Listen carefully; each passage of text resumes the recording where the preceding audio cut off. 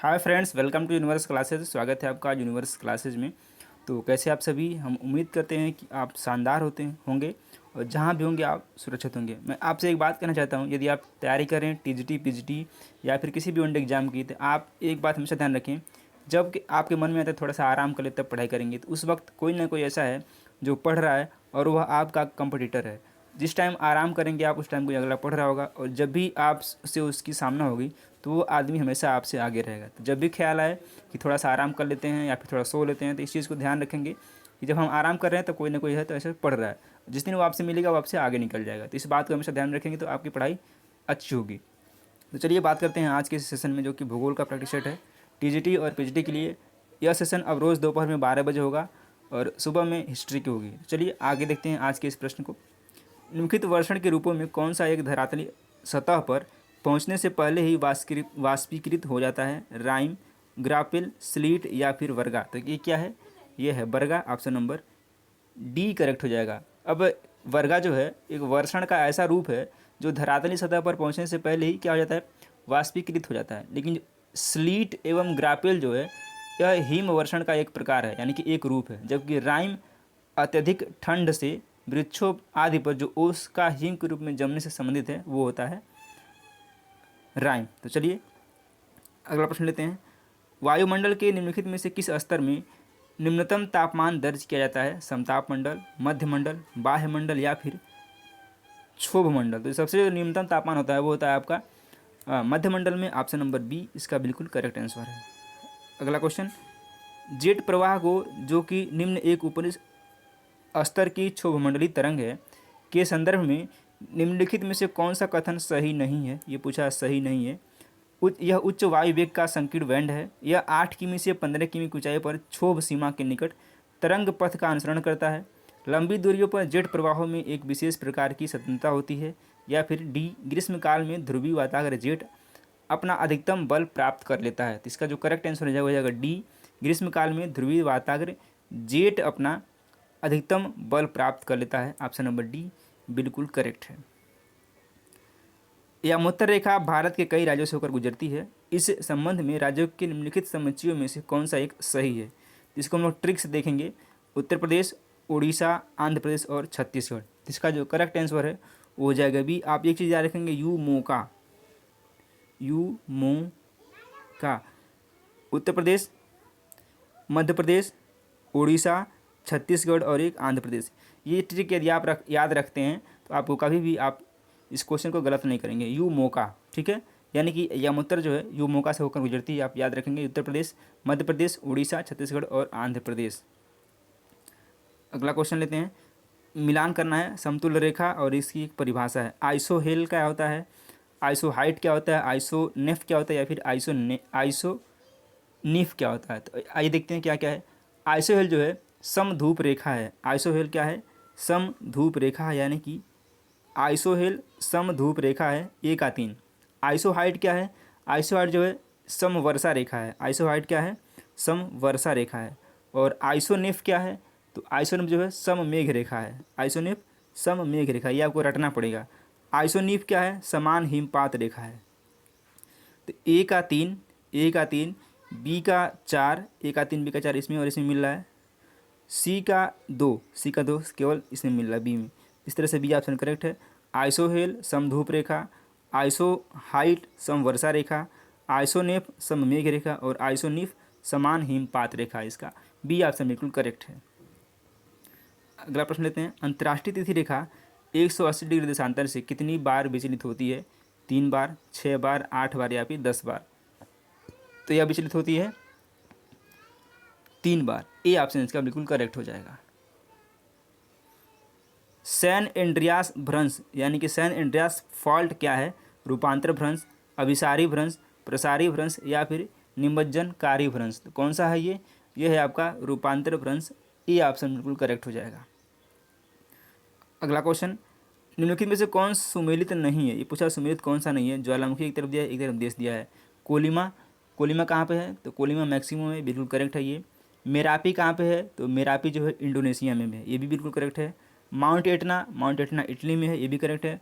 और सबनकाया, सबनकाया कहाँ पे है? सबनकाया आपका है ये पेरू में है।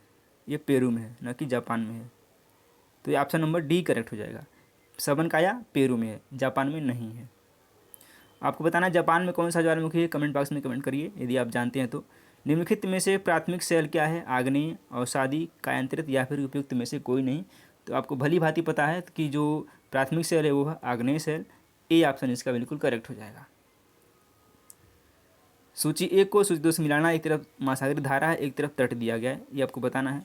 हम्बोल्ट, उत्तरी अटलांटिक अपवाह, बेंगुएला, अगुलहास। तो हम्बोल्ट जो है ये एक ठंडी जलधारा है और ये चिली और पेरू की स्थित है। चिली पेरू ये कैसी धारा है, ये ठंडी धारा है। उत्तरी अटलांटिक अफवाह ये गर्म जलधारा है, ठीक है। और ये जो है बेंगुएला धारा महासागरीय धारा, ये इधर एक तल दिया है, एक तरफ दिया। हम्बोल्ट क्या है, ठंडी जलधारा है, ये चिली और पेरू में है। उत्तरी अटलांटिक अफवाह ये क्या है, यह एक गर्म जलधारा है। बेंगुएला क्या है, ये ठंडी जलधारा, ये नामीबिया और एंगुएला पे है, नामीबिया और अंगोला। तो कहाँ पे है, नामीबिया और अंगोला। ये ऑप्शन नंबर ए, यानी कि सी। ए का दो किस में है, दो ठोर में है। और सी का एक, ए का दो, सी का एक ऑप्शन नंबर बी में दिया गया है। तो बी क्या हो जाएगा, बी इसका बिल्कुल करेक्ट आंसर हो जाएगा, ठीक है। ए का 2 और बी का 4 हो जाएगा। उत्तरी अटलांटिक अफवाह यूनाइटेड किंगडम नॉर्वे में है। अगुलहास ये है मोजाम्बिक मेडागास्कर। अगला क्वेश्चन, ज्वार भाटा की उत्पत्ति से संबंधित निम्नलिखित में से किस सिद्धांत को दोलन सिद्धांत भी कहते हैं। विलियम बेवल का प्रगामी तरंग सिद्धांत, न्यूटन का संतुलन सिद्धांत, हैरिस का स्थिर तरंग सिद्धांत या फिर लाप्लास का गतिक सिद्धांत। तो किसको बोलते हैं, ये बोलते हैं हैरिस का स्थिर तरंग सिद्धांत। ऑप्शन नंबर सी बिल्कुल करेक्ट है। निम्नांकित में से कौन सी एक ठंडी महासागरीय धारा नहीं है, ये नहीं है पूछा है। कैलिफोर्निया धारा, कनारी धारा, सोमाली धारा या फिर सुसीमा धारा, कौन सी नहीं है। तो आइए देखते हैं। तो जो कैलिफोर्निया धारा है वो ठंडी है, ये कहाँ पे है, ये प्रशांत महासागर में है। कनारी जो धारा है ये भी ठंडी धारा है और ये अटलांटिक महासागर में स्थित है। और जो सोमाली धारा है ये भी एक ठंडी धारा है, ये हिंद महासागर में है। और जो सुशीला धारा है ये एक गर्म धारा है, सुशीला है ऑप्शन नंबर डी। सुशीला धारा जो है ये गर्म धारा है, ये प्रशांत महासागर में स्थित है। अगला प्रश्न लेते हैं। जीवमंडल के संगठन के विभिन्न स्तरों के बारे में निम्नलिखित में से कौन सा एक सही अनुक्रम है। पारिस्थितिकी तंत्र, जीवमंडल, समुदाय, जनसंख्या। जनसंख्या, जीव, पारिस्थितिकी तंत्र, जीवमंडल, जीव समुदाय, जनसंख्या और जीवमंडल। चौथा है जीव, जनसंख्या, पारिस्थितिकी तंत्र और जीवमंडल। तो इसमें कौन सा जो है एक सही अनुक्रम है आपको बताना था। तो इसमें ये जीव है, फिर जनसंख्या है, फिर पारिस्थितिकी तंत्र है, उसके बाद क्या है, जीवमंडल है। ये ऐसे चलेगा, ऐसे। चलिए अगला क्वेश्चन लेते हैं। किस प्रकार की वनस्पति का दक्षिणी गोलार्ध में लगभग अभाव पाया जाता है। वह है भूमध्य रेखीय वन, भूमध्य सागरीय वनस्पति, बोरियल वन या फिर शीतोष्ण घास। तो कौन सा है, यह है बोरियल वन। सी ऑप्शन इसका बिल्कुल करेक्ट हो जाएगा। निम्नलिखित घास के मैदानों में से कौन सा युग्म एक ही वर्ग से संबंधित है। Savanna, prairies, steppes, savanna, savanna campos या फिर कंपोज डाउन्स। तो कौन सा करेक्ट हो जाएगा, हो जाएगा सी, सवाना कंपोज। अब देखते हैं प्रेरीज कहाँ पे, उत्तरी अमेरिका में है। डाउन्स ऑस्ट्रेलिया में है। स्टेपी मध्य एशिया में है। पुस्ताज हंगरी में है। बेल्ट दक्षिण अफ्रीका में है। और कैंटबरी जो है न्यूजीलैंड में है। तो ये आपको याद रखना है। अंतर्राष्ट्रीय पर्यावरण शिक्षा कार्यक्रम का शुभारंभ किस वर्ष में हुआ था। 1972, 1975, 1986 या फिर 1995। तो यह हुआ था 1975 में। बी ऑप्शन इसका बिल्कुल करेक्ट हो जाएगा। पौधों और जंतुओं की जो सर्वाधिक प्रजाति विविधता मिलती है शीतोष्ण पर्णपाती वनों में, उष्णकटिबंधीय वर्षा वनों में, अत्यधिक प्रदूषित नदी में या फिर सवाना में। तो कहाँ पे मिलती है, ये मिलती है उष्णकटिबंधीय वर्षा वनों में। ऑप्शन नंबर बी करेक्ट हो जाएगा।